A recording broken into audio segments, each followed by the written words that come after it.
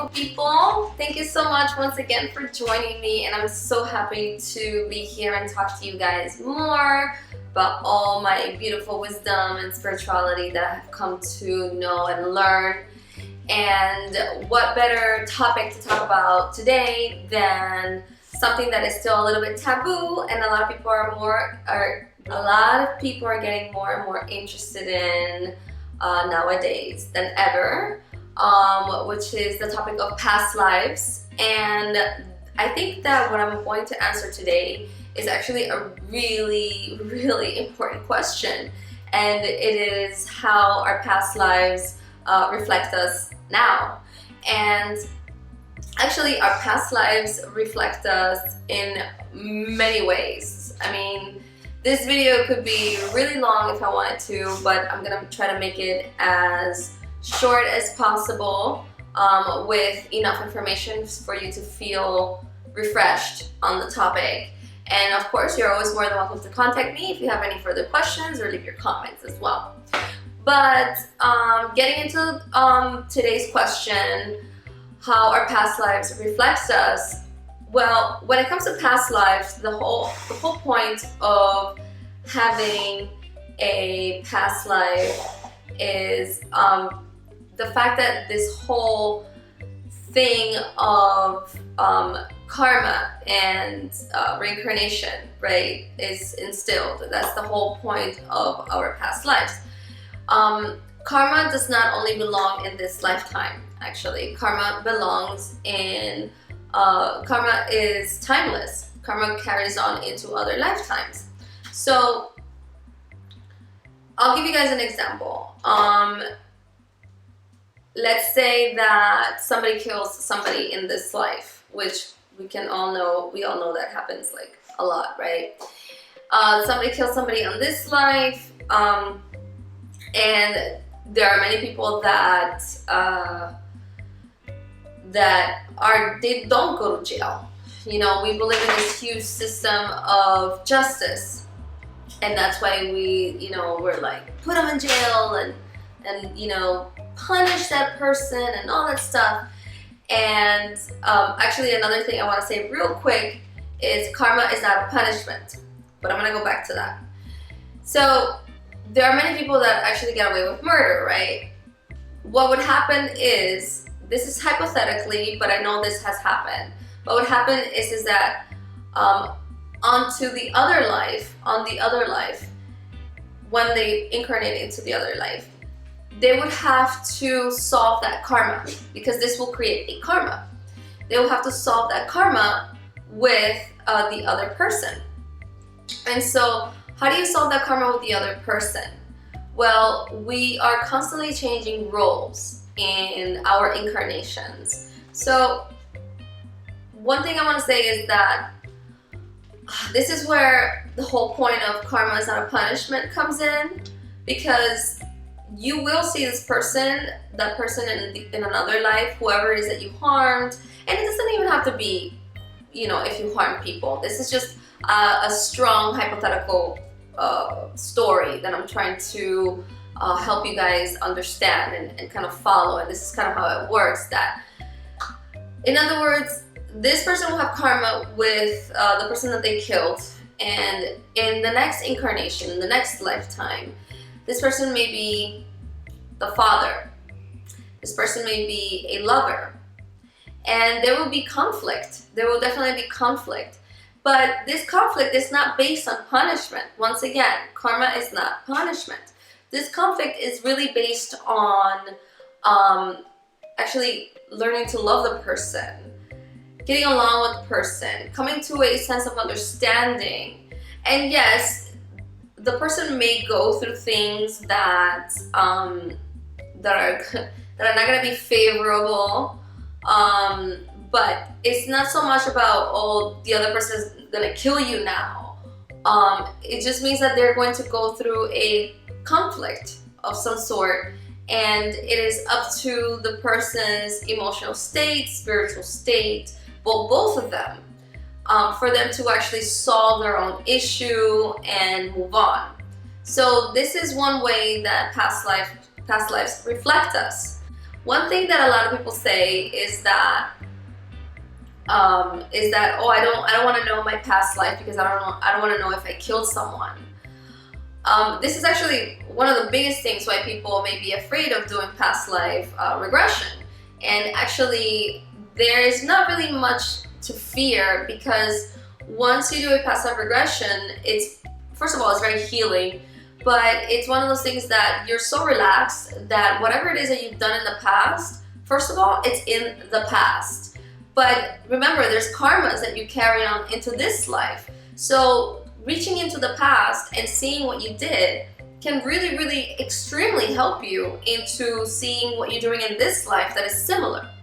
So once again, the concept of karma just kind of keeps reintegrating itself into this topic, because when people go into other lifetimes, they see their patterns of themselves in that lifetime, and they see how they carry it in this lifetime. And it doesn't necessarily have to be like karmic patterns such as killing somebody or committing crimes, but it could be just simple things as well. I'll give an example. I love teaching by example. So when I was regressed, I was regressed several times, but the last time that I was regressed, I was actually able to see my most recent life. And that was really humbling for me, because a lot of times when I regress people, or when people are regressed, they don't necessarily go into their most recent life. They go into, a couple of 100 years back, thousands of years back, but I was able to see myself in my most recent life. And in my most recent life, I was a beautiful, tall, black woman, I'm guessing African American, and I was in the 60s, and I was very colorful, and I lived in South Beach. And so there's definitely some patterns in there that I carried on into this life, because I live in South Beach now, and I am very colorful, if you haven't noticed. I freaking love color, and I was able to really see this woman standing tall, and she had a little kid, and I was able to see this woman standing tall and with her purse, and it was so beautiful and filled with colors, and she was dressed so pretty with all these colors, and she had short hair, and I knew it's just like, that's me, it was like so normal for me to recognize that was me. And actually she visited me the night before I got regressed in a meditation, which was absolutely stunning, like the way it happened. I was actually sitting meditating in a what is called the sanctuary where I was staying, and actually I was staying in Omega in New York, and I was sitting there and I was meditating, and all of a sudden this mirror just pops up, this huge mirror, and I see this black woman sitting there. She was wearing black that moment, and I saw her soul going in and out, and I didn't know who she was at that time, and I saw her, and I was so taken aback by what I saw, and then it just disappeared. It only lasted for a couple of seconds, and it disappeared. And then the next day I got regressed, and boom, there she is. I first saw the buildings from South Beach, and I first also believed that I wasn't being regressed. I was like, am I being I'm like my conscious mind, my conscious mind, I'm sorry, my conscious mind was interrupting, because it was I know this, this looks familiar, this looks kind of modern, and so a little bit, the more I kept going, I really tried to push that conscious mind of mine aside and just let it flow, and the more I kept going, the more I realized, I was like, oh my god, this is South Beach, but it looks older, And then all of a sudden I see that beautiful woman standing in front of me, and I knew immediately that it was me. This is another thing. When you see, when you get regressed, you have this huge sense of intuition and this huge sense of knowing. So you just know that it's you, or when you recognize a family member, you just know that it's them in a different role in that other life. So it's really, really important. I mean, our past lives reflect our current lives. I mean, times 10, because we see these patterns. We are creatures of habit, and we are creatures of routine, so we kind of end up making the same mistakes over and over. So if you want to break mistakes, if you want to break patterns, and you want to heal in some way, you want to get answers, you want to understand yourself better, you want to understand your fears, your desires, I mean, the list goes on. But by going into your past life, yeah, you see how it reflects this current life. It's insane. And it could be that, well, going back again, I want to go into this extreme scenario, because a lot of people actually ask me that. They're like, what if I killed someone? Well, if you killed someone, then that means that this is going to pop up again as some sort of relationship.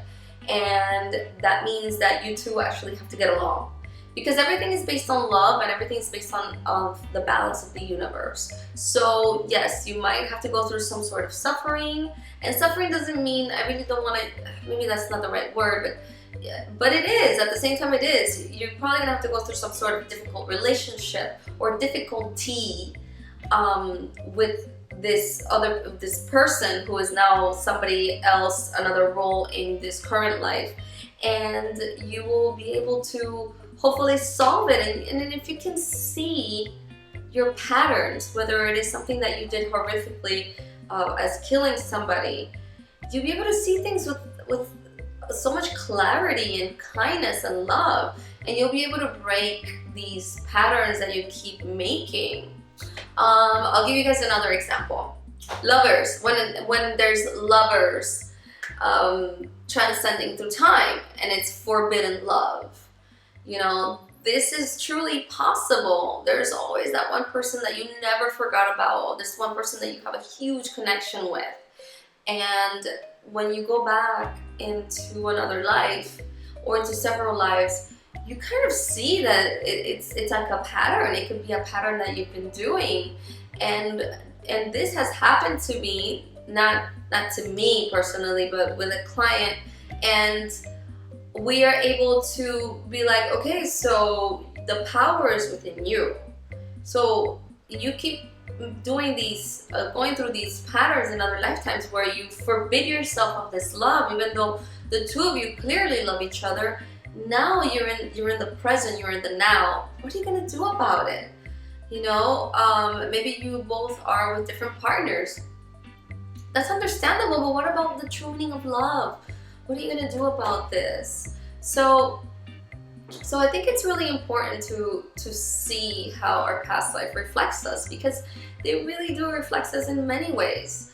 Another example would be if you have a talent. This is a beautiful example, but if you have a talent, this could be from your past life, and you can see maybe you were somebody who was famous, or maybe not. Maybe you were just another artist, you know. And if you can see what made that artist thrive in that lifetime, and maybe you can, if you're a struggling artist, maybe you can bring that into this lifetime and see that you have so much, that your artistry comes from, you know, eons ago or lifetimes ago, and it's beautiful, it's refreshing, it's so enlightening. So I mean, these are just a few examples of how our past life reflects us now, and really the possibilities are endless, especially with relationships. We actually incarnate in groups, is what they're called. They're called soul families, and we are constantly trying to solve the karmas from our soul families. and that's why we change roles if you go back into other lifetimes. But the idea is the same.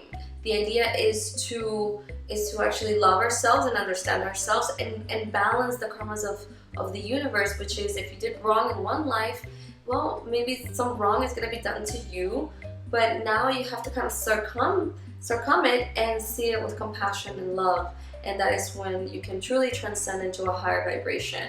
As you can probably tell, I can talk about this for a long time, and there's actually so much to say, but I'm gonna leave it up to here. I think I'm gonna have to maybe even shorten the video.